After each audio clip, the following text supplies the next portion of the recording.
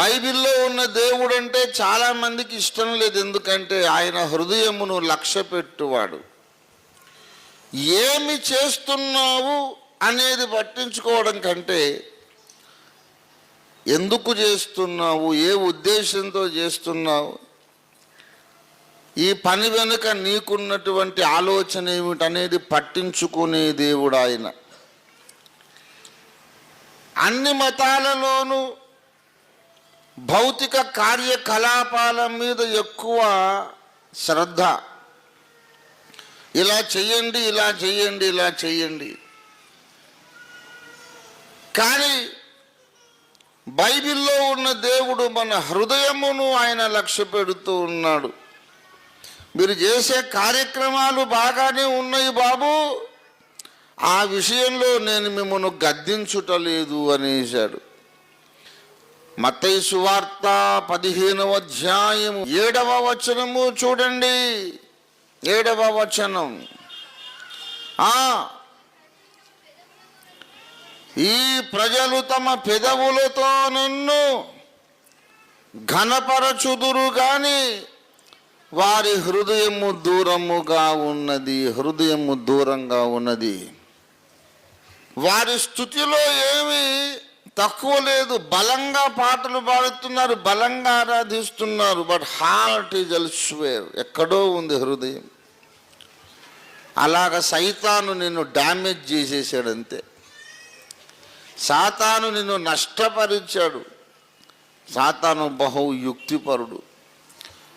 మీరు స్తుతి మానరు కదా, చెయ్యండి చెయ్యండి, స్తుతి చెయ్యండి, ఎంతన్నా చెయ్యండి, కానీ మీ హృదయం ఇంకెక్కడో ఉండేటట్టు చేస్తానని వాడు మనల్ని 2 ముక్కలుగా విడగొట్టేశాడు.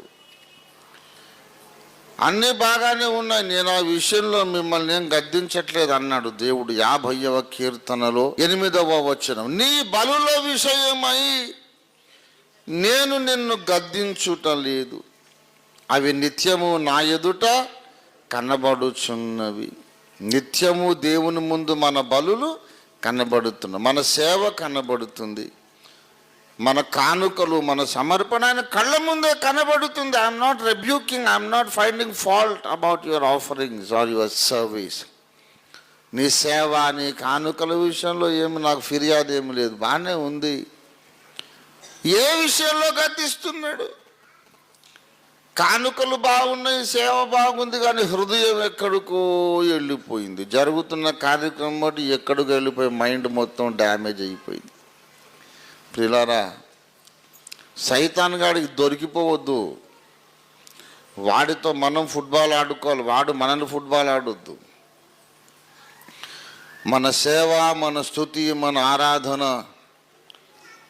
దేవుడు అంగీకరించాలంటే చేసే పని మీదనే మనసు పెట్టాలి. దేవునికి స్తోత్రం కలుగును గాక. హల్లెలూయా. స్తుతించేటప్పుడు మనస్సు పెట్టి స్తుతించాలి. వాక్యం విన్నప్పుడు మనస్ఫూర్తిగా వినాలి. వాక్యాన్ని ధ్యానించినప్పుడు పూర్ణ హృదయముతో ధ్యానము చేయాలి. ప్రియులారా, ఎక్కడెక్కడో మనం మనస్సు అక్కడిక్కడ లోక సంచారానికి పంపించొద్దు. దయచేసి లూకాసు వార్త 8వ అధ్యాయము 15వ వచనం. మంచి నేల నుండి విత్తనమును పోలిన వారెవరనగా యోగ్యమైన మంచి మనస్సుతో వాక్యాన్ని విని. అంటే వినేటప్పుడు ఎట్లాంటి మైండ్తో వింటున్నారు అనేది దేవునికి కావాలి సుమా. చూసారా, మీరు ఎలాంటి మనస్సుతో వింటున్నారు అనేది దేవుడు పట్టించుకుంటున్నాడు. వింటున్నాము మంచిదే, కానీ ఎలాంటి మనస్సుతో వింటున్నాము? దేవునికి మన మనస్సు కావాలి. ఎలా వింటున్నాము, ఏం వింటున్నాం, ఎట్లాంటి మనస్సుతో?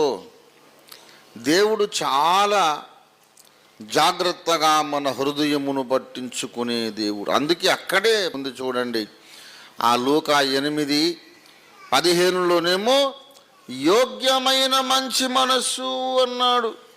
8:15లో యోగ్యమైన మనస్సుతో వినాలన్నాడు. 8:18లో ఏమన్నాడంటే మీరేలాగు వినుచున్నారో చూచుకొని. How you listen. Your mind must become a property of God. నీ మనస్సు దేవునికి ఇచ్చేయాలి. మనస్సును అప్పగించా వాక్యం వినేటప్పుడు ఏడిసేవలే నాకు తెలియదా పెద్ద ఏంటో చెప్పొచ్చాడు అని మనస్సులో దిక్కులు చూసినా సరే దేవుడు పట్టించుకుంటాడు. కొంతమంది దిక్కులు చూడరు, మంచి గుడ్లప్పగించి అట్లాగే చూస్తారు, కానీ మైండ్ ఎక్కడెక్కడికో పోతూ ఉంటుంది. బోధకుడు అనుకుంటాడు, అబ్బా ఎంత కాన్సన్ట్రేషన్ అండి ఈ బ్రదర్కు ఈ సిస్టర్కు. కొంతమంది కళ్ళు తెరిచి నిద్రపోతారు, మీరు చూశారో లేదో. చాలామంది అలాగా ప్రసంగాన్ని వింటూ నిద్రపోతారు. నిద్ర అనేది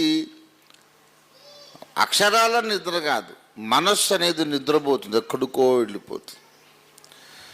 మీరు ఎలాగూ వినుచున్నారు. మన వాక్యము విన్నా సరే మనము మంచి మనస్సుతో వినాలి. పూర్ణ మనస్సు, హల్లెలూయా, పూర్ణ హృదయము, పూర్ణమైన మనస్సు, యథార్థముగా ఆరాధించాలి. పూర్ణ హృదయముతో మన ప్రభువును మనము ఆరాధించాలి. దేవునికి స్తోత్రం కలుగును గాక. హల్లెలూయా, హల్లెలూయా. కారణమేమిటి అంటే ఆయన అద్వితీయుడైన దేవుడు. దేవునికి స్తోత్రం కలుగును గాక. ఆయన అద్వితీయుడైన దేవుడు కనుక మనం పూర్ణ హృదయముతో ఆరాధించాలి. మత్తయి సువార్త 22వ అధ్యాయము 36, 37 వచనాలు. ధర్మశాస్త్రములో ముఖ్యమైన ఆజ్ఞ ఏది అని అడిగను. అందుకు ఆయన నీ పూర్ణ హృదయముతో, నీ పూర్ణ ఆత్మతో, నీ పూర్ణ మనస్సుతో నీ దేవుడైన ప్రభువును ప్రేమించవలెను. దేవునికి స్తోత్రం కలుగునుగాక. స్తుతించిన, ప్రార్థించిన, సేవించిన మనం మొత్తం 100% కాన్సన్ట్రేషన్తో మనం చెయ్యాలి. దేవునికి స్తోత్రం కలుగునుగాక. హల్లెలూయా. దేవుడు మీకెన్నెన్ని గొప్ప కార్యములు చేసెనో తలంచుకొని భయము కలిగి భక్తి కలిగి ఆయనను సేవించవలెను. పూర్ణ హృదయముతో ఆయనను ఆరాధించవలెను. దేవునికి స్తోత్రం కలుగును గాక. ప్రియులారా,